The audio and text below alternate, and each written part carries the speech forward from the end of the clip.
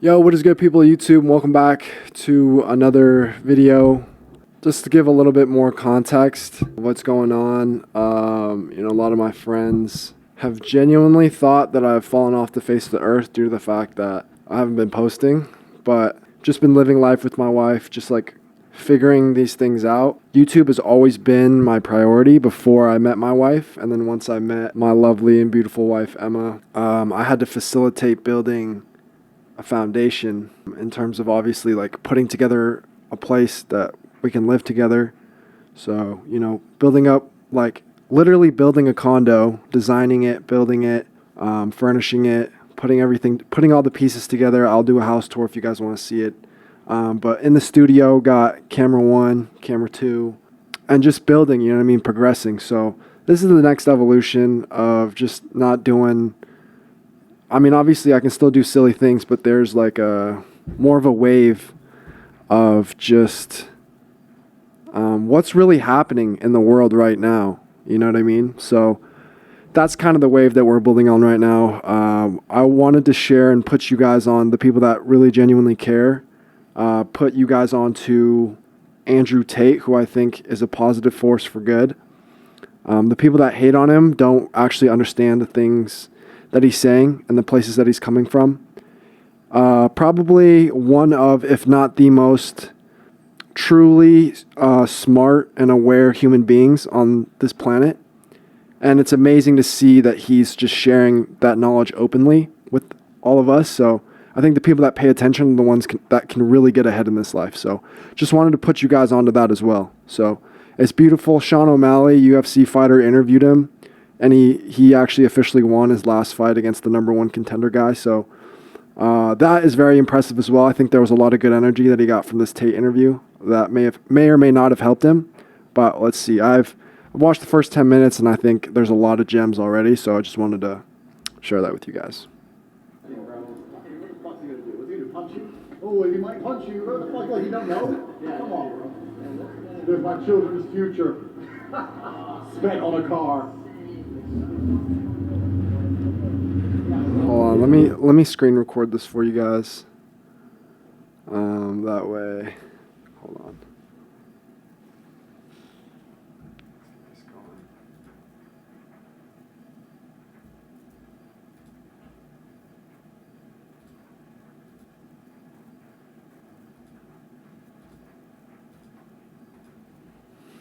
And now we are doing it. All right, let's get it. This is Tate showing off his $4.5 million Bugatti. Literally a $4.5 million car. It's not a joke. It's crazy. So this is the one that's slightly more agile, so it can only do like 305 miles an hour. Crazy. 305 miles an hour. Yeah, we're running already, right? Did you go out last night? Did you? Fuck, you look pretty smooth for going out. If I went out last night, I'd be rough. Dope, dude.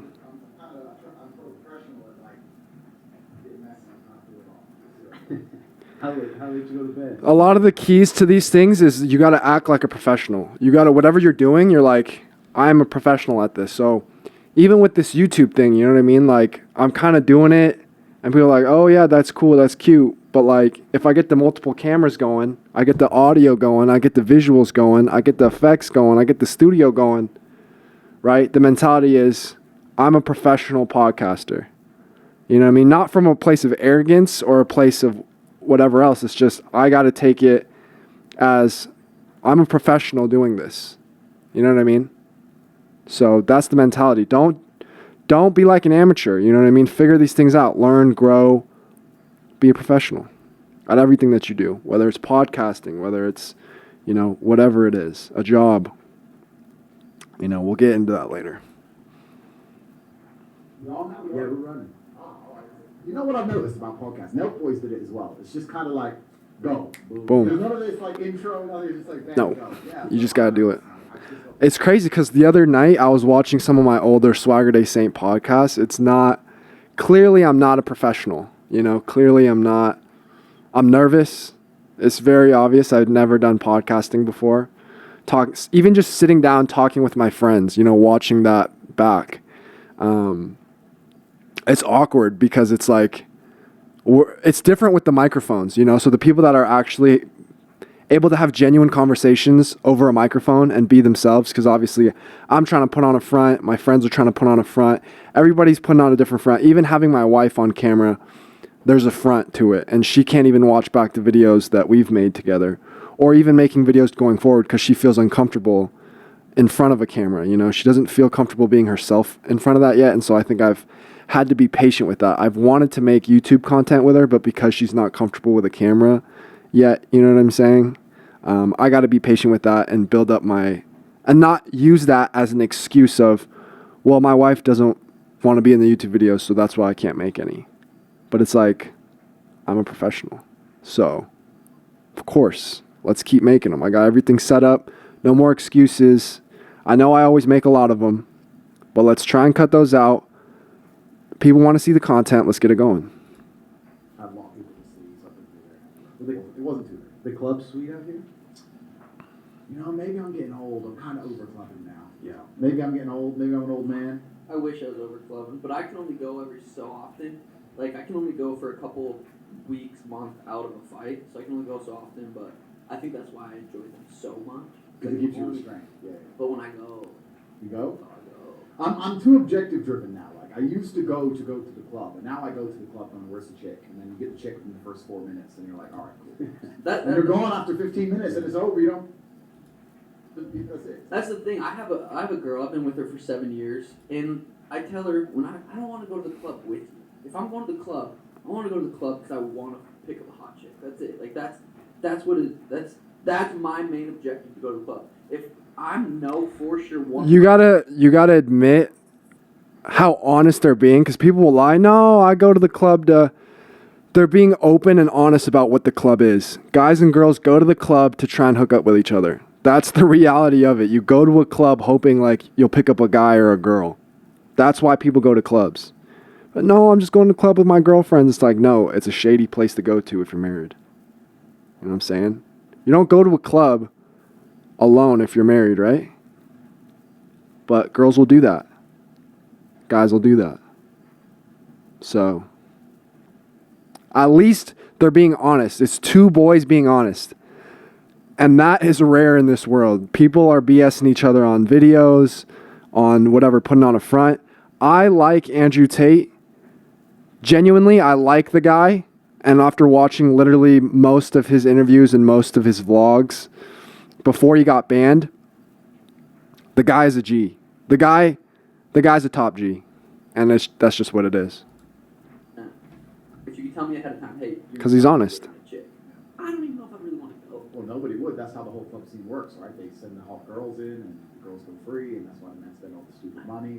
But I do think clubs are dying. Like Dubai still has a club scene, America still has a club scene, but especially in Europe, a lot of the clubs are dying now because people just meet each other online on Instagram and Tinder and stuff. So what's the point in going to a club when you can just sit there and swipe on Tinder and Tinder Master right here. Tinder Master? Black belt? Black belt. Tinder's nasty, yo. Tinder's nasty. And I get that it's harder to meet people in real life and like actually form a connection, but like Tinder's sloppy and nasty. At least I don't know. I don't have too much experience with it, but I'm entitled to my opinion, right? No. But yeah, like in London especially, like the last I think it's so much classier, and that's why people still go. Once again, my opinion, man, whatever, hate me for it. Like, it's a classier thing to meet people in real life and, build the bond that way versus, like, Snapchat or Instagram or Tinder or whatever, Social media is cool, but it's honestly not that cool. Like, if we're being real, social media is not that cool. But it's the world we live in, right? So I got to do it. I got to do it as well. I got to be involved.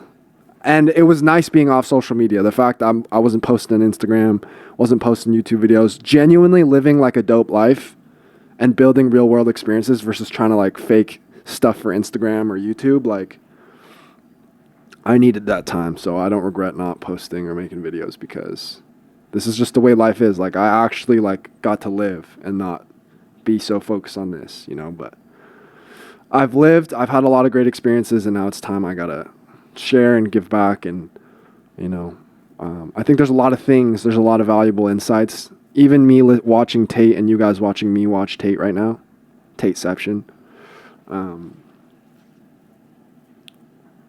there's things to be learned and there's things to be applied to your life so that you can also become a G, you know? So it's a G mindset. That might completely die because it's just so expensive to go out, and you can just Tinder and get a chick, and it's all finished. And add to that the safety concerns, and London's dangerous now, and blah blah blah. So nobody goes out anymore. London's. Dude, you look pretty fucking healthy. Because I was looking up, how many fights do you have total?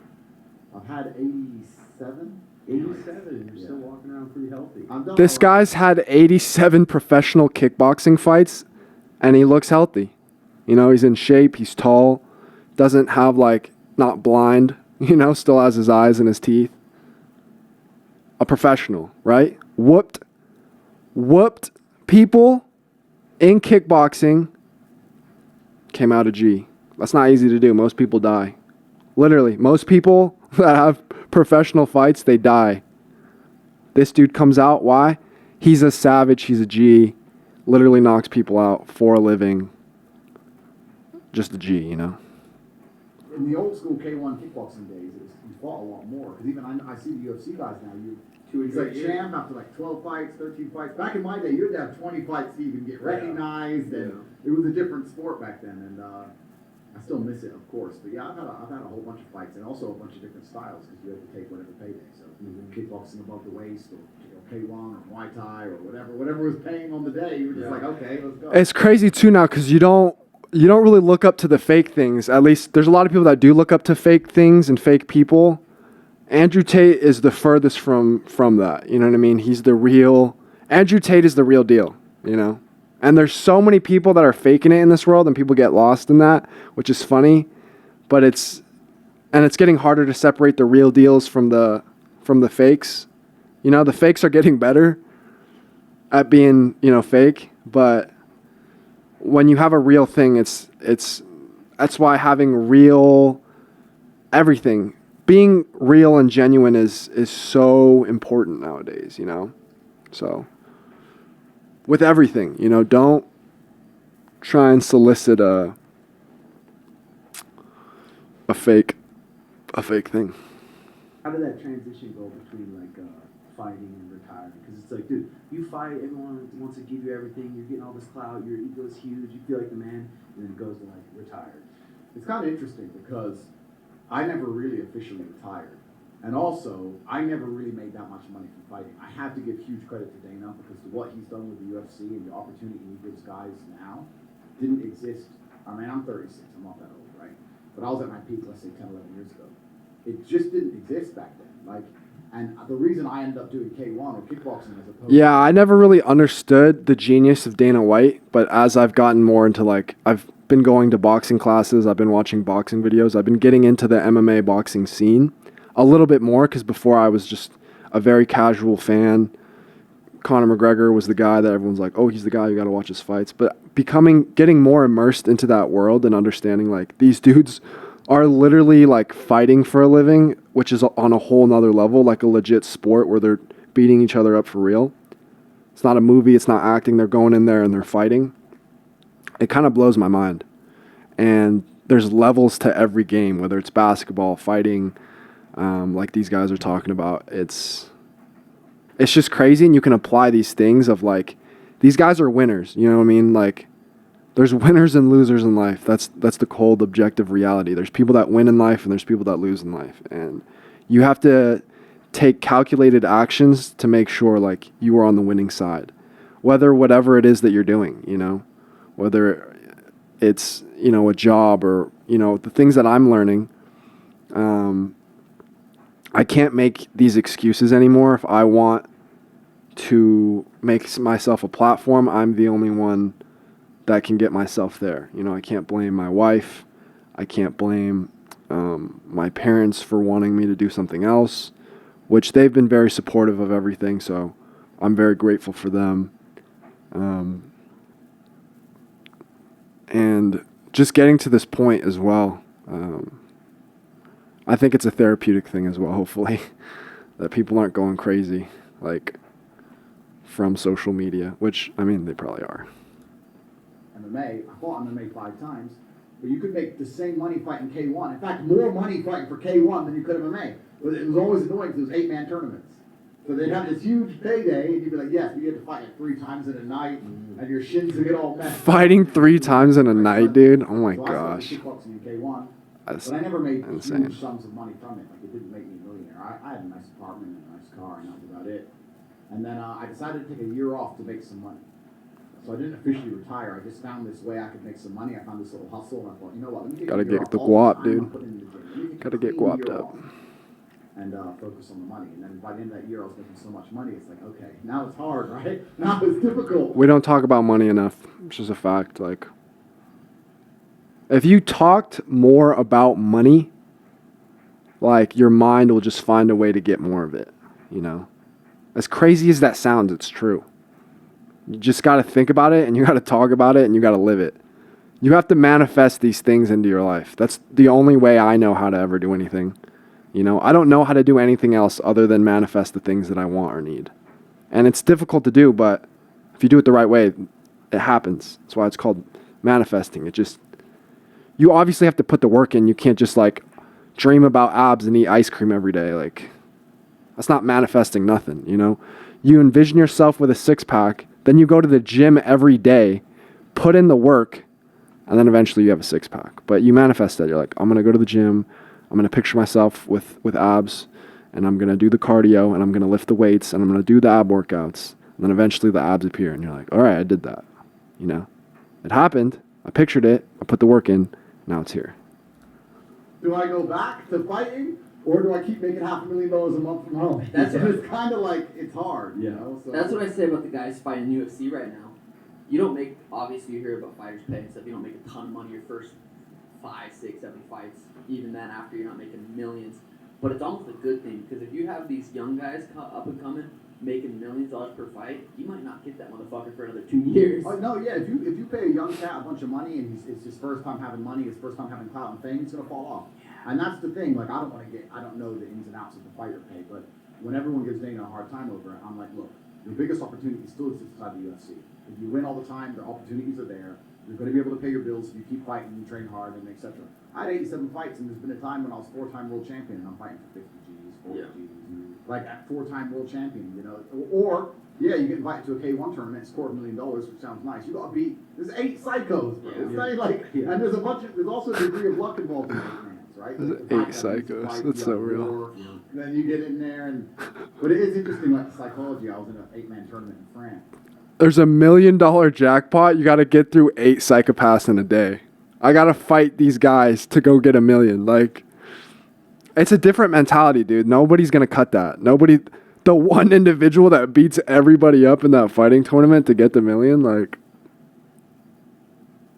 I mean, but that just goes to show, like, how difficult, like, life can be for these guys. Like, yo, to make it, I got to get through these killers.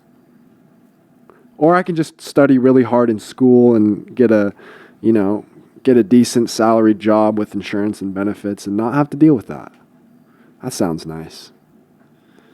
You know, and that's 99% of people. And you get the 1% psychopaths that are like, all right, I'm literally going to go fight to the death these 8 other gladiators and get the $1 million. Like, it's a different level. You know what I mean? It's a different level of species of man. It's top tier, like, it's just top tier guys.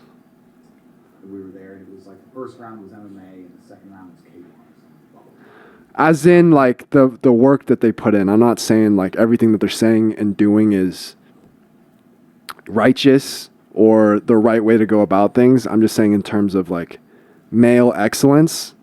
These guys wake up, work extremely hard at their job, which is fighting, and win.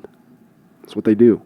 You know, they're winners. So that's all I'm saying. It's every avenue. I'm not saying fighting is the coolest thing in the world. I'm just saying it's an example of male excellence in terms of you could be the top dog at your job. You could be the top dog on your basketball team. You could be the top dog on your... I'm only speaking from experience. That's why I always bring that back. But you can be the top dog in baseball or at the gym. You're lifting them. Whatever it is, right? Just separate yourself from the crowd type of thing. Like, work harder and smarter. But then again, I might not even know what I'm saying, so I don't know. Back and goes, the guy you're fighting, legs are back, his legs are back, low kicks, low kicks. And I was like, oh, thanks. I didn't know who this guy was. And my coach said, ignore him, it's full of shit. Why? He goes, whenever they do that, because my coach is ball team, he goes, whenever they do the 8-man, they come in, they say aim for low kicks, they're trying to make you mess your shins up on his shins, because he's the coach for the other guy, on the other, like, it's all, man, it's headache. But, so I never officially retired. I'm still in the game officially. Well, that brings me to the fucking Logan Paul thing. I'm buddies with Logan. I've met him. I would love to see Andrew Tate versus Logan. I would love to see it. I would love to see it. I would love to see it. You know? They like Logan, but that's a fucking fight that That's the world That's wants an to amazing see. fight. The biggest problem with Logan versus me is that I'm a completely clean athlete. He's on shit with steroids. So for him to fight me, either I have to go on a shit with steroids and become a super heavyweight because I'm genetically gifted, or he has to pass a drugs test. So if he wants to fight for real and he'll keep pissing in the cup and he'll start to weigh up the steroids, then sure I'll smash him. Yeah, what rule set would you prefer? It doesn't really matter to me. I mean, obviously, if we're to fight kickboxing, okay, why not kickboxing? Boxing is good for the fans. I think boxing translates very well to the fans because even MMA, although I think UFC shows are more entertaining, you still need a degree of knowledge to respect jiu-jitsu, whereas every idiot understands punching things, right? So boxing translates very well for the fans, so I'm happy to box the guy. I mean, he's a big guy, he's a strong guy. Like I said, he's on a bunch of juice. If he lays off the juice and he wants to fight clean, then sure, I'll do that. He's on the juice. He's on the juice. No problem, I'm not past it yet. What about a street fight? What would happen? Well, that's a good point because, you know, it's interesting. Street fights are completely different than anything that happens inside of any kind of... I like his point about violence versus like the skill of fighting. When people are violent, like there's no rules. Even